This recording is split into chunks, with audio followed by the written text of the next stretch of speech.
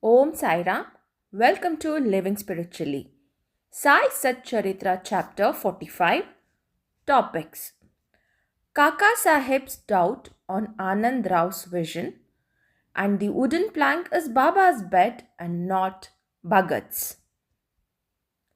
In the last three chapters, we described Baba's passing away.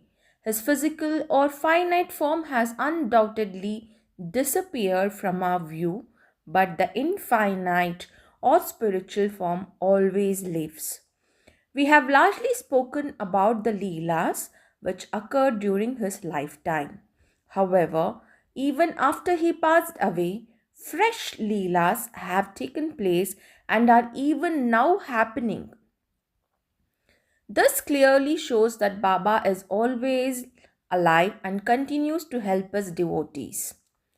Those who met Baba when he was alive were indeed very fortunate, but if any of them did not develop a dispassion for the material objects and enjoyments of this world and did not have their minds turned to the Lord, it was truly unfortunate.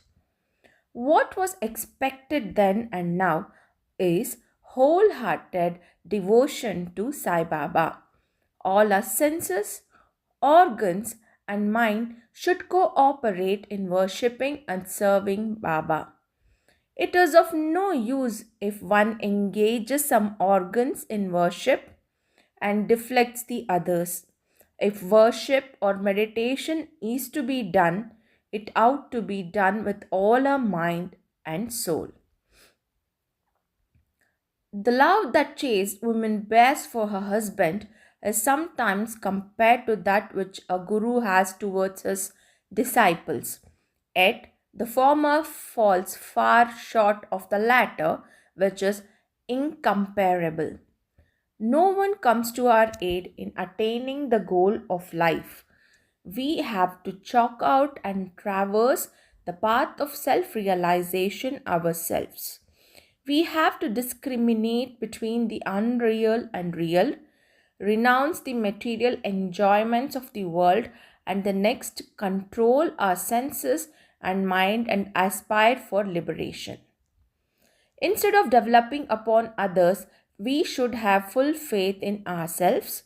When we begin to practice discrimination, we come to know that the world is transient and unreal, and thus our passion for worldly things decrease. Ultimately, we attain complete dispassion or non attachment for worldly objects.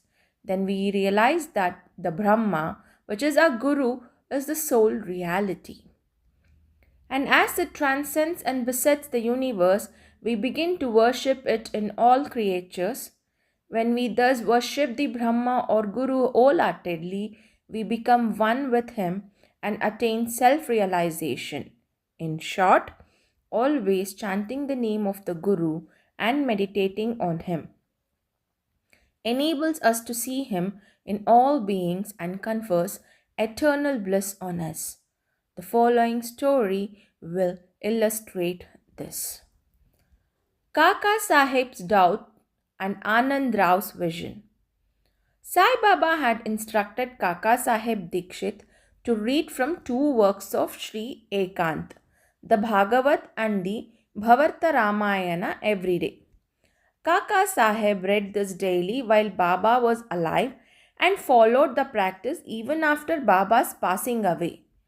Once in Kaka Mahajani's house in Bombay, Kaka Sahib was reading the Ekanti Bhagavat in the morning. Madhavrao Deshpande alias Shama and Kaka Mahajani were also there and listened attentively to the portion being read. In this portion, the nine Nathas or Siddhas of the Rishabha family, Kavi Hari, Antariksha, Prabhuddha, Pippalayan, Avirhotra, Drumil, Chamas, and Khara Bhajan expounded the principles of Bhagavat Dharma to King Janak. The latter asked all the nine Nathas very important questions, and each of them answered these questions very well. The first Kavi explained that Bhagavad Dharma is Hari, the characteristics of a devotee, Antariksha, what Maya is, Prabuddha, how to overcome Maya, Pippalayan, what Parabrahma is, Avirhotra, what Karma is, Drumil, the incarnation of God and his deeds, Chamas, how a non devotee fares after death, Kharabajan, the different modes of worship of God in different ages. The substance of all the exposition was that in this Kali age, the only means of liberation was remembering the Lord or the Guru's feet. After the reading was over, Kaka Sahib said in a despondent tone to Shama and the others, "How wonderful is this discourse about devotion by the nine Nathas, but at the same time, it is so difficult to put it into practice. The Nathas were perfect, but is it possible for fools like us to attain the devotion as described by them? We will not get it even after several births. How are we to attain salvation?" It seems that there is no hope for us. Shama did not like Kaka Sahib's pessimistic attitude. He said, "It is a pity that one who, by his good luck, got such a guru as Baba should cry out so disparagingly. If one has unwavering faith in Baba, why should one feel restless? The devotion of the Nathas may be strong and wonderful, but is it not ours loving and affectionate? And has not Baba told us authoritatively that remembering and chanting the Lord's and the Guru's name confers salvation? Then what cause is there for fear and anxiety?" Kaka Sahib was not satisfied with Madhav Rao's explanation. He continued to be anxious and restless the whole day, thinking and brooding about how to get the powerful devotions in the Nathas. The next morning, the following miracle took place. A gentleman named Anand Rao Phakde came there in search of Shama. Kaka Sahib was reading the Bhagavat. Mr. Phakde sat near Shama and was whispering something to him. He was describing his dream to Shama. As this whispering interrupted the reading, Kaka Sahib stopped reading and asked Shama what the matter was. The latter said, "Yesterday you expressed your doubts, and now here is the explanation for it." Here Mr. Pakkade's vision, which Baba blessed him with. Baba explained the characteristic of saving devotion and showed the devotion in the form of bowing to or worship of the Guru's feet is sufficient. Everyone was anxious to hear the vision, especially Kaka Sahib. At their suggestion, Mr. Phakade began to relate the vision as follows. "I was standing in the deep sea in the waist deep water. There I saw Sai Baba all of a sudden. He was sitting on a beautiful throne studded with diamonds, with his feet in the water. I was very pleased and satisfied upon seeing Baba. The vision was so realistic that I never thought that it was a dream." Curiously enough, Shama was also standing there. He said to me with great emotion, "Anand Rao fall at Baba's feet." I replied, "I wish to do so, but his feet are under water. How can I place my head on them? I am helpless." Hearing this, he said to Baba, "O Deva, please take your feet out from under the water." Then Baba immediately took his feet out. I held them without delay and bowed to them. On seeing this, Baba blessed me, saying, "Go now. You will attain your welfare. There is no cause for fear and anxiety." He also added, "Give a silk bordered dhotar to my Shama. You will profit thereby." In compliance with Baba's orders, Mr. Phakade brought the dhotar and requested Kaka Sahib to hand it over to Shama, but the latter refused to accept it, saying that unless Baba gave a hint or suggestion for acceptance, he would not accept it. Then, after some discussion, Kaka Sahib decided to cast lots. It was Kaka Sahib's invariable practice to cast lots in all dubious matters and to abide by the decision as shown by the piece of paper picked up. In this particular case, two pieces of paper, on one of which was written to accept and on the other to reject. To accept and on other to reject were placed at the feet of Baba's picture, and an infant was asked to pick one of them. The to accept was piece was picked up, and the daughter was handed over and accepted by Madhav Rao.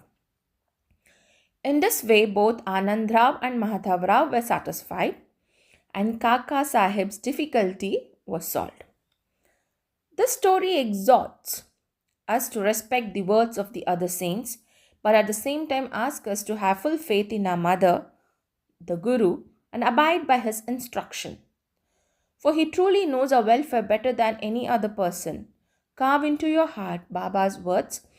There are innumerable saints in this world, but our Father, Guru, is the Father, the real Guru. Others might say many good things, but we should never forget our Guru's words. In short, love your Guru wholeheartedly, surrender to him completely, and prostrate yourself before him and reverentially, and then you will see that there is no sea of mundane existence before you to cross, just as there is no darkness before the sun. Another story that the wooden plank is Baba's bed and not Bhagat's. When Baba was younger, he slept on a wooden plank, 4 arms in length and only a span in breadth, with small earthen lamps burning at the 4 corners. Later on, he broke the plank into the pieces and threw it away, as mentioned in the Sai Satcharitra Chapter 10. Once Baba was describing the greatness or importance of this plank to Kaka Sahib. Hearing this, the latter said to Baba, "If you still love the wooden plank, I will hang another one in the masjid for you to sleep on." Baba replied, "I wouldn't want to sleep up there, leaving Mal Sapati down on the ground." Then Kaka Sahib said, "I can get a plank for Mal Sapati too." Baba, "How can he sleep on the plank? It is not easy to sleep on the plank. Only he who can sleep with his eyes wide open can do that. When I go to sleep, I often ask Mal Sapati to sit by my side, place his hand on my heart, and hear the chanting of the Lord's name. I also ask him to wake me up if he finds me falling asleep. He cannot even do this. He himself gets drowsy and begins to nod his head when I feel his hand as heavy as a stone and cry out, 'Oh Bhagat!' He moves and opens his eyes. How can he, who can't sit and sleep well on the ground and whose posture is not steady and who is a slave to sleep high upon on a plank?" On many other occasions, Baba said out of love for his devotees, "Whatever, whether good or bad, is ours, is with us, and what is someone else is with him." End of chapter 45. Om Sai Ram, Om Satchidananda Sadguru, Sainath Maharaj Ki Jai.